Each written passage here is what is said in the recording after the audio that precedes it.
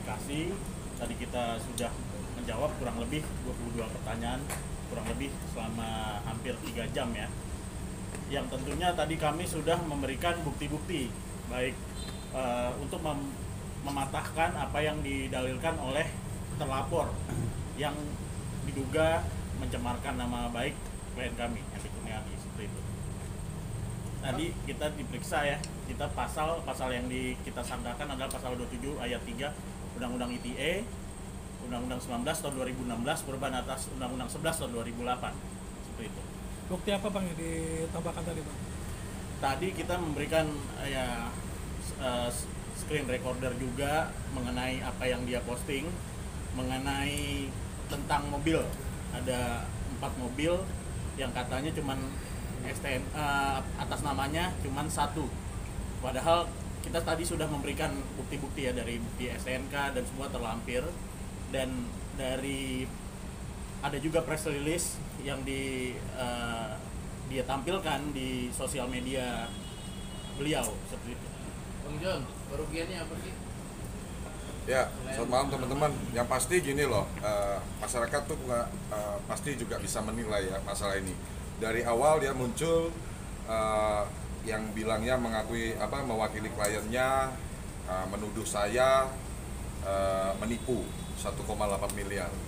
Saya mohon maaf nih, saya harus ngomong secara agak, mungkin beberapa orang yang dengar ini jadi kesannya saya sombong atau apa. Tapi ini statement saya ini saya khusus tujukan untuk pengacara berinisial AE ini.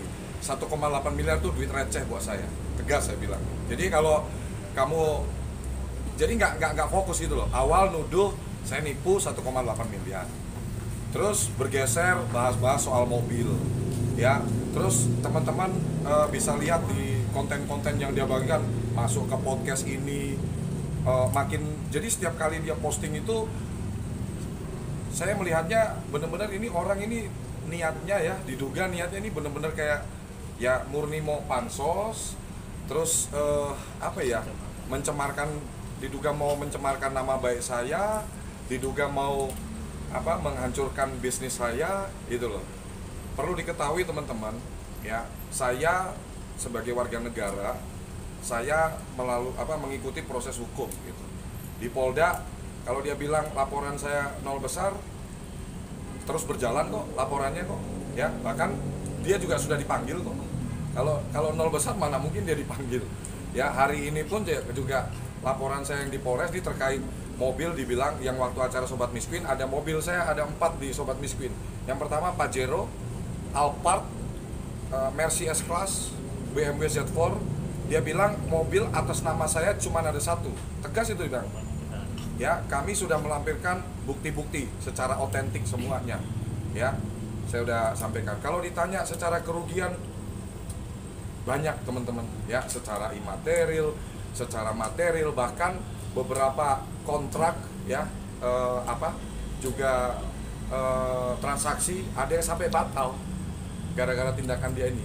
Dan jujur secara imaterial ini gini loh, saya ini John LBF atau Henry Kurniadi ya, masuk di media sosial ini saya pun juga nggak tahu gitu. Ini rencana Allah di hidup saya gitu. Iseng-iseng buat konten, setahun saya bikin 5,4 juta pengikut, 724.000 pengikut di Instagram. Artinya banyak orang yang melihat proses perjalanan hidup saya ini termotivasi gitu loh. Saya mau hadir untuk memberikan motivasi untuk generasi muda.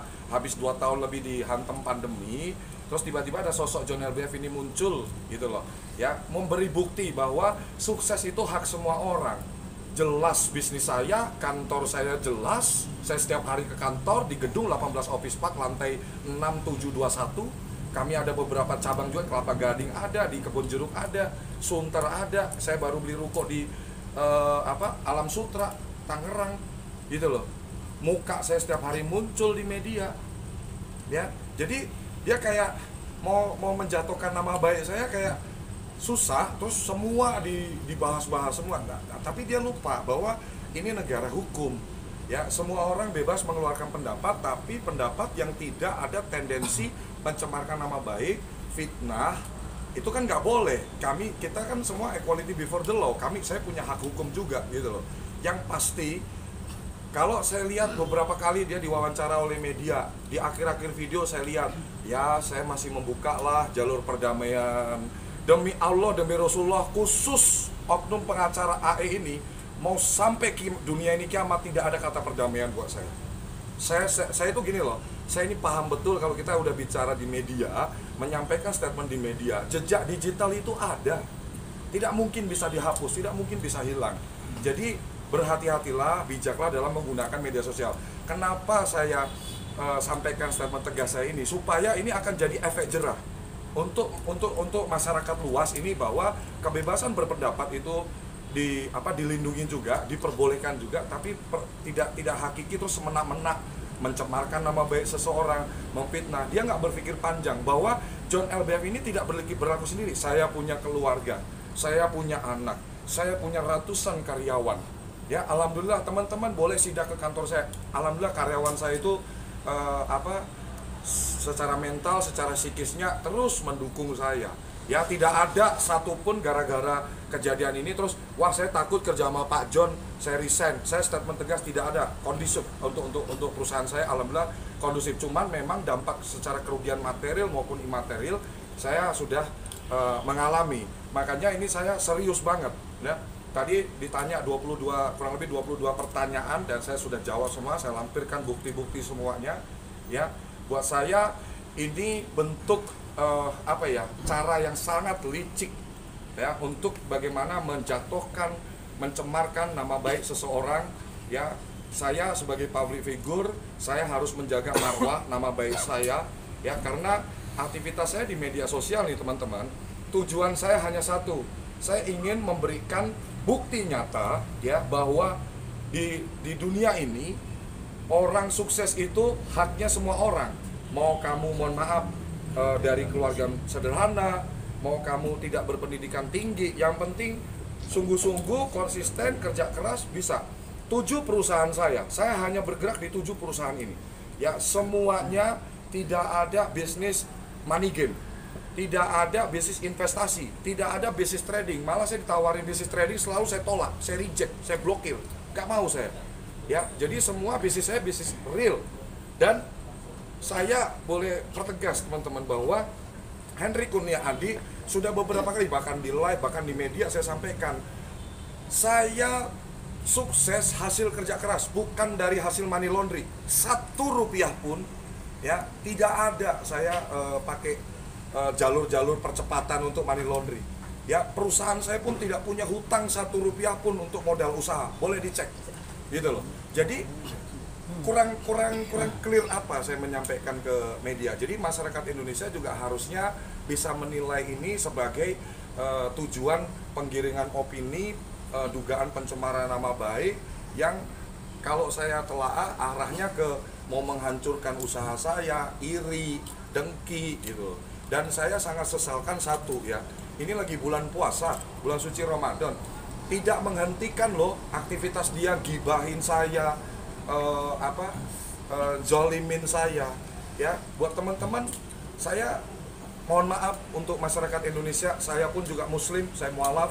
Jadi saya pun juga harus minta maaf ke masyarakat Indonesia, khususnya kaum muslim di seluruh Indonesia, kalau dengan adanya tindakan dari oknum tersebut ini juga mengganggu kekusyukan, ketenangan kita dalam menjalankan ibadah. Jadi menonton media jadi, oh beritanya kok kayak gini, beritanya kayak gini, suka nggak suka kan pasti ada yang terganggu, muncul kok di berita kok kayak gini, ini penipuan gini.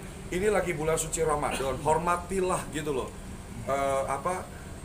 Saudara-saudara kita yang lagi menjalankan ibadah puasa butuh ketenangan, kekusyukan. Jangan main bikin berita-berita terus bagiin konten-konten yang saya kira tidak bisa dipertanggungjawabkan secara bukti. Kan jelas di negara kita nih, siapa yang mendalilkan dia yang membuktikan. Buktikan saja apakah betul John LBF menipu, buktikan saja apakah betul mobilnya John LBF cuma 1, sudah saya bantah semua, dokumennya semua.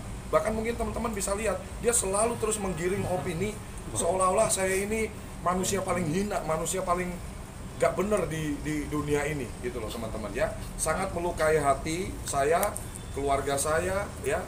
Jadi tegas saya sampaikan, ini statement saya yang kesekian kali, Pak Maci, tidak akan pernah Henry Kurnia Adi atau John LBF mau berdamai atau mencabut laporan untuk kasus yang sudah saya laporkan atas pengacara berinisial AE. Itu statement tegas saya. Bang. Ada tuntutannya apa, Bang? Tuntutannya apa terhadap itu AE apa? Ya pastinya kalau secara hukum laporan kita secara pidana ya nanti dari pihak kepolisian yang akan memproses lebih lanjut secara ini. Nah kalau untuk masalah keperdataan saya nanti akan pastinya ada arah ke sana. Tapi untuk lebih detailnya saya masih harus berdiskusi lebih dalam lagi dengan kuasa hukum perusahaan kami, yaitu Pak Najib. Gitu. Sedikit menambahkan di sini bahwa dari laporan baik di Polda, di Polres Jakarta Utara, baik di Polres Jakarta Selatan, semuanya sudah berjalan dan sesuai rule ya.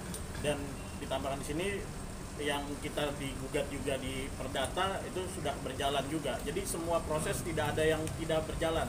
Semua berjalan, dan kalau ada statement-statement laporannya nol besar, ini buktinya berjalan, dan yang di Polda pun insya Allah akan segera digelarkan ya, mudah-mudahan. Tapi saya tidak mau mendahului tim penyelidik dan penyidik Polda Metro Jaya seperti itu, tapi sudah berjalan dan tinggal selangkah lagi digelarkan seperti itu. Polisi Indonesia bekerja independen, polisi Indonesia itu bekerja sangat baik ya, akan menegakkan aturan-aturan sesuai undang-undang yang berlaku di negara ini. Jadi saya sangat percaya bahwa kepolisian Indonesia akan bersikap netral, akan bersikap transparan untuk mengawal kasus ini, karena ini sudah jadi masalah yang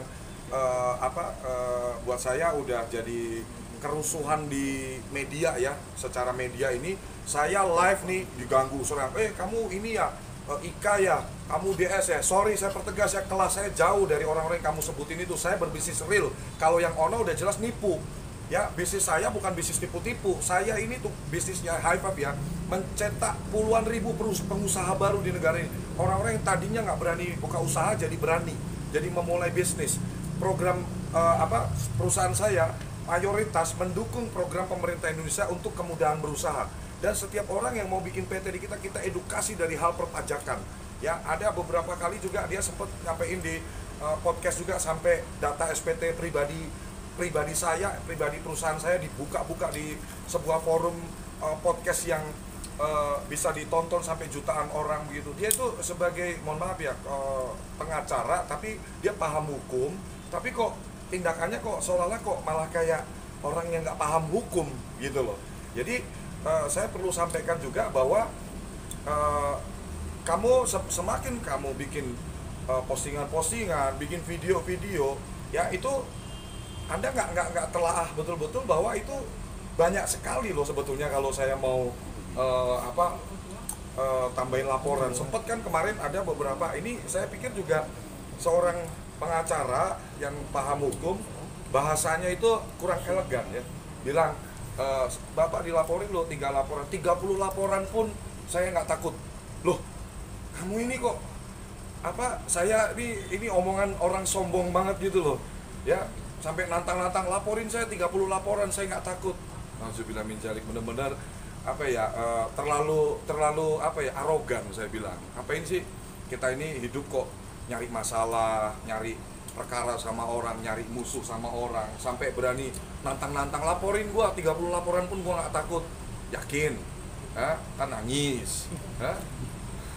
Ya, itulah teman-teman ya. Jadi saya harus sampaikan saya hari ini ada di Polres Jakarta Selatan, habis memberikan klarifikasi ke penyidik ya, kurang lebih 22 pertanyaan ya. Ini bukti bahwa laporan saya ditindaklanjutin ya, bahwa kita semua, harapan saya masyarakat Indonesia melalui kejadian ini, dan saya tadi sudah minta maaf atas kegaduhan ini, bukan saya minta, bukan saya nyuruh ya, tapi memang saya nggak bisa nyegah juga orang iri, sakit hati, dengki, tapi ini akan jadi pelajaran yang sangat berharga ya untuk masyarakat Indonesia ya. Kalau iri kerja lebih keras lagi lah. Kalau iri akan kesusahan saya, kok orang bisa 2 tahun, jangankan 2 tahun, sebulan aja. Kalau Allah berkehendak orang itu jadi sukses, ya sukses. Jangan pernah mengkerdilkan atau merendahkan kuasa Allah Subhanahu wa taala loh, pencipta loh. Ya, yang punya dunia ini semua loh. bahasa dia seperti itu kan, seolah di podcast nggak mungkin lah 2 orang. Lah kamu kan manusia, makanya pikiranmu terbatas. Ya, kamu nggak akan bisa menyelami kuasa atau pikiran Allah Subhanahu wa taala. Gitu loh. Sehari pun kalau Allah berkehendak, ya kamu sukses gitu loh. Jadi ini udah melebar kemana-mana, nggak sesuai apa. Jadi arahnya itu udah ngaco gitu loh. Saya berharap dengan statement tegas saya ini hari ini masyarakat Indonesia juga bisa lebih kritis ya, lebih kritis melihat, jangan terprovokasi, karena saya melihat ada beberapa komentar dari netizen belum membaca secara utuh, melihat secara makro, secara komprehensif, terus langsung nimpalin komen. Oh iya, bentar lagi pakai baju Shopee lo, bentar lagi ini lo, wah lo penerusnya Ika lo. Masya Allah, gue sih cuma bisa ngelus dada lah, tapi nggak apa-apa. Satu komentar hujatanmu itu adalah apa? Kamu lagi memindahkan pahalamu ke hidup saya. Udah, saya berpikir gitu aja. Saya memaafkan Anda yang berkomentar negatif tanpa mengetahui cerita sebenarnya. Saya mengampuni Anda, ini bulan suci Ramadan, tegas saya sampaikan, saya memaafkan Anda. Ya, satu komentar Anda sumbangan untuk pahala saya nanti di akhirat. Udah itu aja.